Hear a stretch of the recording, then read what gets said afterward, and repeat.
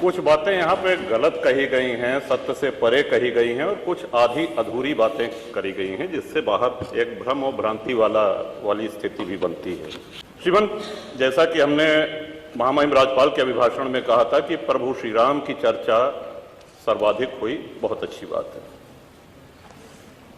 Doctor Lohia को मानने वाले लोग भी ये मानेंगे कि डॉक्टर लोहिया ने जन सामान्य को भगवान श्री राम के आदर्शों पर चलने की प्रेरणा देने के उद्देश्य से प्रतिवर्ष रामायण मेले का आयोजन किया करते थे। डॉक्टर लोहिया का ही एक ये बयान था कि बाबर, गजनी, गोरी, औरंगजेब लुटेरे थे, रसखान और रहीम हमारे पूर्वज थे।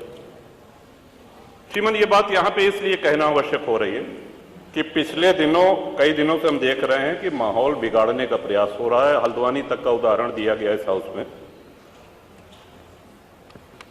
सरकार अपनी जगह पे पूरा प्रयास करती है कि हमारे राज्य में कोई उपद्रव न हो, अशांति न हो, लेकिन कहीं न कहीं एक ये आभास हो रहा है हमको कि माहौल खराब करने का एक प्रयास हो रहा है। बात की गई श्री राम जन्मभूमि की, साक्षात भगवान श्री राम ने अवतार लिया। काशी नगरी जो भगवान शिव के त्रिशूल पे टिकी हुई है, जा सुनाम बल शंकर काशी, देत सबहि संगति अविनाशी, और भगवान श्री कृष्ण की जन्मभूमि। श्रीमान, स्पष्ट है ये दीवाल के ऊपर शिखर तोड़ करके गुंबद बना देने से ये गंगा जमुनी तहजीब नहीं होती। वो हमारा आक्रांताओं द्वारा तोड़ा गया है।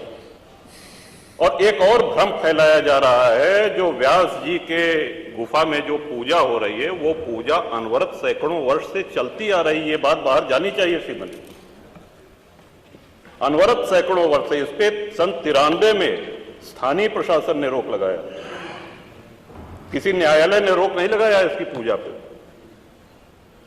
और इस सदन के माध्यम से श्रीमान उन पुजारी को भी हम प्रणाम करेंगे, 31 वर्ष जिन्होंने चाबी संभाल के रखी कि एक न एक दिन ऐसी सरकार आएगी कि ये ताला खुलेगा और इस चाबी की आवश्यकता।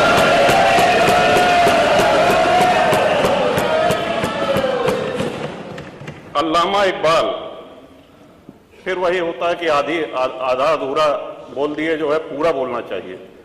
अल्लामा इकबाल पहले वो व्यक्ति थे जिन्होंने कहा कि हिंदू और मुसलमान एक साथ नहीं रह सकते। पाकिस्तान के आइडियोलॉजिकल फादर, इसने कहा कि मुस्लिमों को अलग देश चाहिए। जिन्ना को रास्ता बताने वाले, जिन्ना को उकसाने वाले, और पाकिस्तान के पक्ष में भारत के मुसलमानों ने वोटिंग करी, जिसमें 98% लोगों ने कहा कि हिंदू और मुस्लिम साथ साथ नहीं रह सकते। इस बात पे लेकर के बंटवारा हुआ और सारे जहां से अच्छा जो कविता सुनाई गई वो अधूरी है। 2 पंक्ति उसकी हम भी सुना दे रहे हैं कि ए आब रूद गंगा, वो दिन है याद तुझको, उतरा तेरे किनारे जब कारवां हमारा। कि गंगा के वो मैदान तुमको याद है जब हमारा कारवां उधर से आक्रांताओं का कारवां आया था। ए आब रूद गंगा, वो दिन है याद तुझको, उतरा तेरे किनारे जब कारवां हमारा।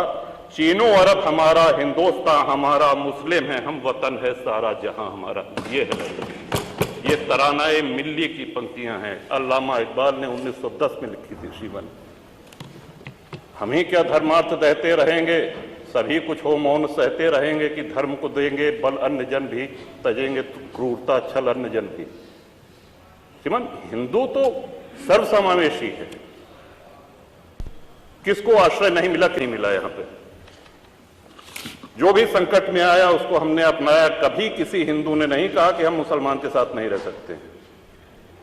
उल्टा जब बंटवारा हुआ, धर्म के आधार पर हुआ, पाकिस्तान बना, जो मुस्लिम वहां जा रहे थे, हिंदुओं ने उनको रोकने का काम किया कि आप रहिए हमारे साथ, भाई भाई बन के रहिए। इस संवेदनशीलता को रसखान जी, अब्दुल रहीम खान खाना, इनके आदर्शों पे चलेंगे तब अच्छा वातावरण, अच्छा माहौल बनेगा। अगर बाबर और औरंगजेब की अनुसरण करेंगे, उनका अनुकरण करेंगे, तब तो शांति की कोई गारंटी नहीं। मैं फिर से पुनः बधाई देता हूं, इस बजट का समर्थन करता हूं और माननीय योगी जी की सरकार को बधाई देता हूं। और ये हम लोगों का सौभाग्य, इस पीढ़ी का सौभाग्य है कि अपने जीवन काल में भगवान श्री राम के भव्य मंदिर का